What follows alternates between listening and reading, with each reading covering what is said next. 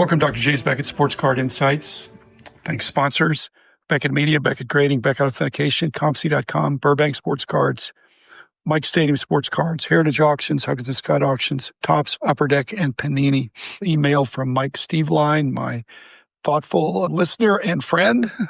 And I will see him at the National, and he listens to Brett McGrath's Stacking Slabs podcast, and he enjoys it, as I do too. And I remember listening to this episode, but it struck Mike in a different way than it struck me. But he said Brett was talking about, and I don't know if this was a guest or one of Brett's solo episodes, is it would be the CEO of your card collection.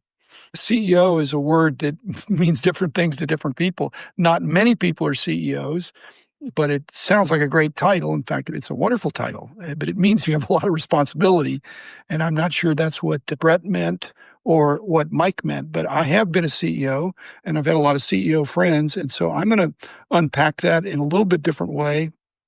It doesn't sound bad. I have a little bit different take on it, I think, than Mike or Brett have. But the gist of it, if you're the CEO, the buck stops there. Although in public companies, the CEO does report to the board of directors. Maybe that's the rest of your family. I don't know how that works. But if you're the CEO, presumably the buck stops there. You're in charge. You make the final decision. If you're the chief executive officer, the CEO, then that implies that there are other executive officers that are not the chief executive officer, and you are their boss. You are responsible for making sure they do what they're supposed to do. And I have a lot of direct reports as well as people that work under those. People get confused. A CEO, presume, is better than president.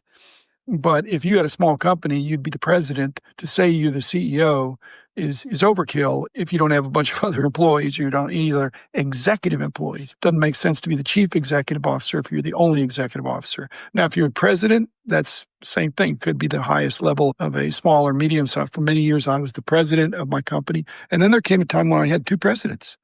And so I needed to be the CEO, which not a big problem for me, but my responsibility shifted a little bit. They were the operating presidents. One was doing sports and the other was doing the non-sports. So they had different profits and losses, reporting structures, people working for them. If you're the CEO, you need to know how to delegate and you've got to evaluate the work, who's doing a good job, and all that. So I became the CEO, bumped myself up from being the president to being the CEO, and that was not ambiguous. So I had regular meetings with the two different presidents, and I had a CFO. In fact, the company didn't divide completely into sports and non-sport. There were a lot of support services that had their own reporting structure. And my recollection is they reported to the CFO, to our chief financial officer.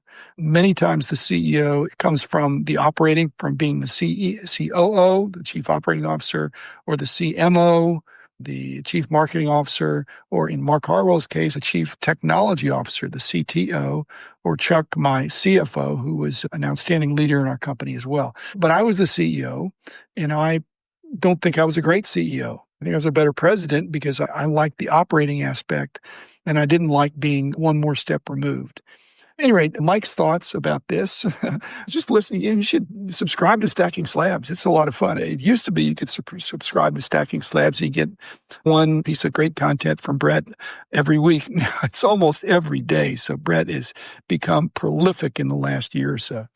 Anyway, Mike is saying that the CEO implies that you're a mature collector. CEO sounds more sophisticated, and I would agree with that.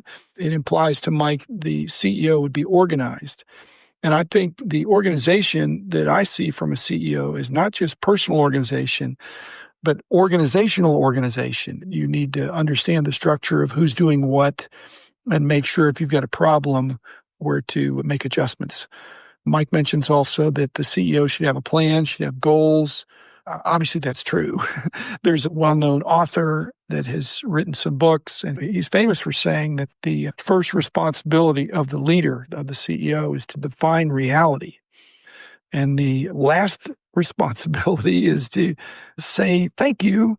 And in between the CEO, the leader should be serving. I like that. I tried to do that. I tried to say thank you when I was signing off But defining reality of this is what the situation is, a leader that doesn't define reality and constraints that you have. And I'm sure that's what Brett is getting at as well. If you're the CEO of your collection, of your card collection, reality is you can't afford any card. You don't have an unlimited budget. And so that's another one. You need a budget. Going into debt, there's long-term debt, there's short-term debt. I have a close friend that's let some debt get away. It's very insidious, especially with credit cards. The interest rates are high. You may be seduced into paying the minimum, but it really can snowball on you. The CEO is not the chief financial officer or the chief operating or chief marketing or chief technology, but the good CEO really needs to know a little bit about all those things, enough to know that, hey, we don't want to be into problematic debt. Mike mentions the implication that a CEO should know what he or she's paid for cards, say over $100. I would say the threshold is different depending on the CEO, the size of the company, but there's a number above which the CEO needs to know exactly what's going on, and the records, whether it's for insurance or exposure or cost accounting. The CEO, or if you're the CEO of your collection, you need to be very aware, not of every nickel and dime. A CEO is not worried about the nickels and dimes unless they really add up, but is really thinking about, I need to know what's going on, and I need to be able to look at the summary of what's going on to know that we don't have leaks. For a CEO in a large company, it might be anything above $10,000 or $100,000, but a reasonable thing to start out with is $100. When I'm doing dollar cards, I'm not counting how many I got, but I certainly know if I spend $100 as opposed to 200 or 50 or something like that. Now we're getting into, Mike says, if you haven't looked at certain cards in your collection for a couple of years, pass them on to someone else to enjoy them. I think CEOs should not sweat the small stuff. None of us should sweat the small stuff. And it depends on what is small stuff for you. Would think bigger. But you know what? If you haven't looked at certain cards in your collection for a couple of years, pass them on or sell them, whatever that would be. I don't know that I agree with that. I think I had people in my company. They weren't cards in my collection, but I was the CEO. And I had some very nice people in my company that I had very little contact with during some seasons of what was going on based on their busyness, my busyness, different things we were doing. I wouldn't give it up on them, but I think the job of the CEO is to be aware of who's doing what and what role, if it's cards, what cards they play. If you're putting something together and it's a future collection, somebody that's a prospect or something like that, putting it away for a couple of years could be the right idea. But again, CEO seems to suggest a wherewithal that you know what's going on, certainly with the big stuff. Mentions protecting the investment with insurance or safes and safety deposit boxes, home security, vaults, all the above. That's the same thing. The job of the CEO is to make sure the enterprise is healthy and lives on.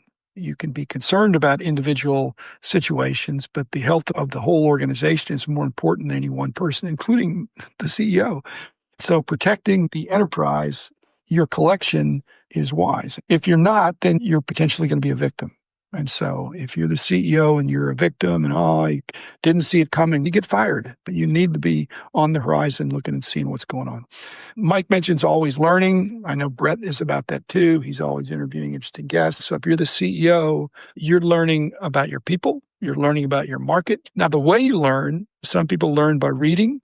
Some people learn by making mistakes. Some people learn by talking to people. I think nowadays, if you're reading a book, you're a year behind. If you're reading a magazine, you're a month behind. If you're reading what's going on or listening to, watching YouTubes, podcasts, social media, you still need to be aware of the history. It doesn't mean you can't read biographies of great baseball players, but the CEO needs to balance a healthy understanding of the past as well as what's going on in current events right now. And staying up to date is the job of a CEO. If you're the CEO of a company, you got to figure out what's going on in the Middle East. Could that affect my business? I mean, you could say the same thing with your card collection. But if you're the CEO of your card collection, your cards can't talk back to you. If you're the CEO of a corporation, your employees can talk back to you. And I hope they do. I hope they give you feedback.